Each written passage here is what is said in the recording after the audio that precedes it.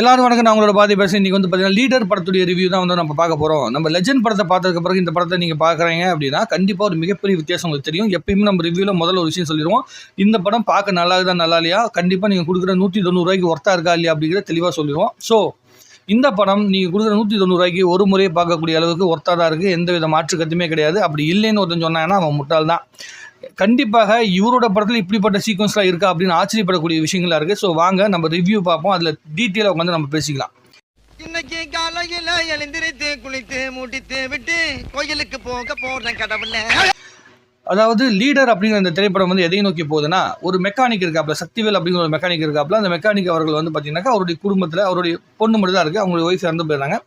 அவங்க கூட வந்துட்டு தான் வாழ்ந்துக்கிட்டு சந்தோஷமாக ஒரு வாழ்க்கையை நடத்திட்டு இருக்காரு அந்த ஏரியாக்குள்ளே. ஸோ அந்த சக்திவேல் என்ன பண்ணுறாருன்னா, அவர் ஹார்பரில் வேலை செய்கிற ஒரு ரவுடி கும்பலுக்காக கார் வந்து பார்த்திங்கன்னா ரிப்பேர் பண்ணிட்டு போய் கொடுக்குற வேலையை வந்து ஒரு ஃபாரின் கார்லாம் ரிப்பேர் பண்ணிட்டு போய் கொடுப்பார். ஸோ அப்படி இருக்கும்போது அந்த ஹார்பரில் வந்து ஒரு கண்டெய்னர் வருது. அந்த கண்டெய்னருக்குள்ளே வந்து பார்த்திங்கன்னா வெடிமருந்து சம்மந்தப்பட்ட விஷயங்கள்லாம் வருது, நாட்டுக்கே ஆபத்தான விஷயங்கள்லாம் வருது. அப்போது அதை பற்றி துப்பு துறவிட்டு இருக்காங்க நம்மளுடைய ஆண்ட்ரியா. அப்போ அந்த ஆண்ட்ரியா அப்போ என்ன பண்ணுறாங்கன்னா, இவர்கிட்ட போய் ஹெல்ப் கேட்குறாங்க. நீ வந்து கார்டு ஒரு பக்கம் வச்சுட்டு, அந்த பக்கம் வச்சதுக்கு அப்புறமேட்டு அது மூலமாக நாங்கள் வந்து டேட்டா கலெக்ட் பண்ணுறோம் அப்படின்னு சொன்னோன்னே இவர் வந்து ஒத்துக்க மாட்டேன்றார். அதெல்லாம் நம்ம செய்ய முடியாது. நான் வந்து என் பொண்ணு கூட நிம்மதியான பீஸ்ஃபுல்லான ஒரு வாழ்க்கையை வாழ்ந்துட்டு இருக்கிறேன். நீங்கள் பாட்டு உள்ளுக்குள்ளே வந்துட்டு போய் இது மாதிரி பக்கம் வைன்னு சொன்னீங்கன்னா அப்போ எனக்கு தான் பாதிப்பு வரும், என்னோட பொண்ணுக்கு தான் பாதிப்பு வரும், எங்கள் 2 பேருக்கு வந்து பாதிப்புற விஷயத்தை நான் செய்ய மாட்டேன் அப்படின்னு சொல்லிட்டு வந்து நம்முடைய சக்திவேல் அப்படிங்கிற நம்மளுடைய லெஜெண்ட் சரவணன் சொல்லிட்டு வந்து ஒதுக்கி போகிறார். ஆனால் அதை வந்து வில்லன் குரூப் நம்பலை. ஆண்ட்ரியா வந்து உன்னுடைய மெக்கானிக் ஷாப் வந்தாலாமே, அப்போ அவங்க 2 பேரும் வந்து பார்த்தீங்கன்னா நீங்கள் 2 பேரும் பேசுனீங்களாமே, அப்போ என்னடா பேசுனீங்கன்னு சொன்னால் இவர் உண்மையை சொல்லிடுறாரு.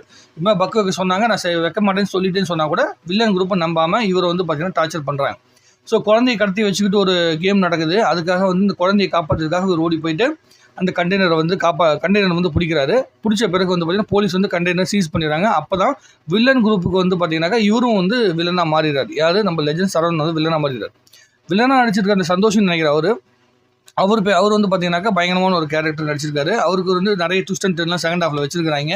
அவர் வந்து ஒரு ஆள் கிடையாது அப்படி இப்படின்னு என்னென்னமோ ஒரு பேக்ரவுண்ட் நீங்கள் படம் பார்த்தீங்கன்னா உங்களுக்கு தெரியும். ஸோ இந்த கண்டெய்னர் சம்மந்தப்பட்ட விஷயத்துக்காக நடக்கிற அந்த போராட்டம், இதில் அவருடைய பொண்ணுக்கும் இவருக்கும் என்ன மாதிரியான உறவு இருந்தது. பொண்ணு வந்து பார்த்தீங்கன்னா ஃபர்ஸ்ட் ஹாஃபில் வந்து அப்பான்னு கூப்பிட்ருக்கோம், செகண்ட் ஹாஃபில் அங்கிள் கூப்பிட்ருக்கோம். அதுக்கு என்ன ரீசனு, இவர் வந்து என்ன சொல்கிறது, இவர் பாஷா பாய் மாதிரி வந்து ஃப்ளாஷ்பேக்கில் அவர் என்ன வரனார், ஏன் லீடர்னு அவர் படத்துக்கு பேர் வச்சாங்க. அவர் வந்து ஒரு காலத்தில் வந்து பயங்கரமான ஒரு லீடராக இருந்தார். அது என்ன லீடராக இருந்தார் அப்படிங்கிறலாம் படத்தை பார்த்தீங்கன்னா உங்களுக்கு தெரியும். அதுக்கு வந்து ஒரு ஜஸ்டிஃபிகேஷனும் கொடுத்துருக்குறாங்க. என்னன்னா ஒரு பெரிய ஹீரோ பண்ண வேண்டிய ஒரு சப்ஜெக்ட், ஆக்சுவலி ஒரு பெரிய மாஸ் ஹீரோ பண்ண வேண்டிய சப்ஜெக்டை எந்த எதிர்பார்ப்புமே இல்லாத ஒரு ஹீரோ மேலே வைக்கிறோன்னு வைங்களேன், அப்போது அது ஒரு பெரிய ஒரு இம்பேக்டை உருவாக்கும். நிறைய வந்து ஃபைட் சீக்வன்ஸாக இருக்கட்டும், இதுக்கெல்லாம் அவர் போட்டிருக்க மெனக்கடல் வந்து ரொம்ப ரொம்ப கண்டிப்பாக பாராட்டப்பட வேண்டியது. பழைய படத்துக்கு இந்த படத்துக்கு லுக்கு மாறி இருக்குது. பல இடங்களில் சட்டிலான பர்ஃபார்மன்ஸ் வந்திருக்கு. இவர் சுற்றி இருக்க அத்தனை பேருமே ரொம்ப மெச்சூர்டான ரொம்ப பயங்கரமான பர்ஃபார்ம் பண்ணும்போது அதுக்கு ஈடு கொடுத்த ஒரு நடிக்கிறார் அப்படின்னு சொல்கிறத விட அதை கெடுக்காமல் இவர் நடிச்சுட்டு இருந்திருக்கார். அதுதான் இங்கே ரொம்ப அழகான விஷயமே. ஏன்னா விடிவி கணேஷாக இருக்கட்டும், இல்லை வந்து பார்த்தீங்கன்னா ஆண்ட்ரியாவாக இருக்கட்டும், ஷியாமா இருக்கட்டும், இவங்க எல்லாருமே வந்து பர்ஃபார்ம் பண்ணுறாங்க. பர்ஃபார்ம் பண்ணும்போது அதுக்குள்ளே இருக்கிற அந்த நடிப்பு இவரோட கதையில் வந்து எந்த இடத்துலையுமே வந்து லெஜெண்ட் சரவணன் நடிச்சிருக்காருல, அவர்னால வந்து பார்த்தீங்கன்னாக்கா இந்த படம் கெட்டு போச்சு அப்படின்னு சொல்ல முடியாத அளவுக்கு ஒரு நடிப்பு கொடுத்துருக்காரு. அப்படிங்கிறதான் இந்த படத்தில் ஒரே ஒரு பாசிட்டிவான விஷயம். பட் ஆனால் இன்னும் அவர் வந்து நடிப்புக்காக நிறைய மெனக்கடல் செய்ய வேண்டியது இருக்குது. அப்படி பண்ணார்னா அவருக்கும் ஒரு இடம் கிடைக்கும். ஏதாவது இந்த மாதிரி படங்கள் வந்து வரும்போது ஒரு இடம் கிடைக்கும் அப்படிங்கிறதுல எந்த வித மாற்றுக்கிறதும் கிடையாது. மியூசிக் இந்த படத்துக்கு மிகப்பெரிய ஒரு பலம். ஜிப்ரான் அவர்கள் வந்து ரொம்ப அற்புதமான மியூசிக் வந்து பண்ணியிருக்காப்புல. பேக்ரவுண்ட் மியூசிக்காக இருக்கட்டும், பாடலாக இருக்கட்டும், எல்லா இடங்களையும் ஓரளவுக்கு வந்து ரசிக்க வைக்க முயற்சி பண்ணியிருக்கிறாப்புல.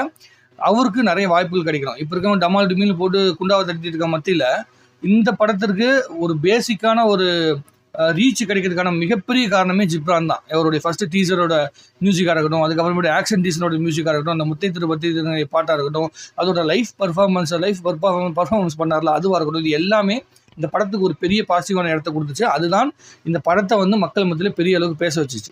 ஆனால் ஒரு விஷயத்தை பாராட்டணும் அப்படின்னா, தன்னை வந்து மக்கள் ரசிப்பாங்க, இதுக்காக இவ்வளோ பெரிய பட்ஜெட் போட்டு நம்ம பெரிய அளவுக்கு வந்து பார்த்தீங்கன்னா ரீச் பண்ண முடியும் அப்படின்னு நம்பி வந்து பார்த்திங்கன்னா ஒரு ப்ரொமோஷன் பண்ணிக்கிறாப்புல நம்ம லெஜெண்ட் சரவணன். அதுதான் மிகப்பெரிய ஆச்சரியமான விஷயம்.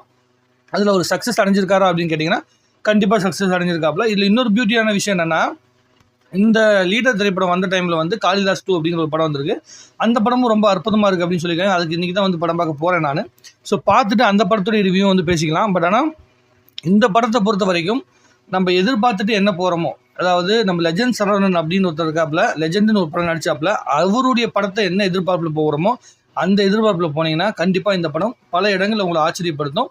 என்னடா இப்படிலாம் படம் எடுத்திருக்காங்க, இவரை வச்சுக்கிட்டு இப்படிலாம் படம் எடுத்திருக்காங்க அப்படிங்கிற மாதிரி ஒரு தோற்றம் வரும். இப்போதைக்கு அந்த பேரில் வந்து இந்த படத்தை கண்டிப்பாக ரசிக்கக்கூடிய இடத்தை நோக்கி வந்து ரசிகர்கள் நகர்வாங்க அப்படின்னு நான் நம்புகிறேன். மற்றபடி ஒரு முறை கண்டிப்பாக நீங்கள் யார் கூட போய் ஃப்ரெண்ட்ஸு கூட போய் பார்த்தாலும் சரி, ஃபேமிலியோட போய் பார்த்தாலும் ஒரு முறை பார்க்கக்கூடிய அளவுக்கு இந்த திரைப்படம் கண்டிப்பாக இருக்குது அப்படிங்கிற எந்தவித மாற்று கருத்துமே கிடையாது.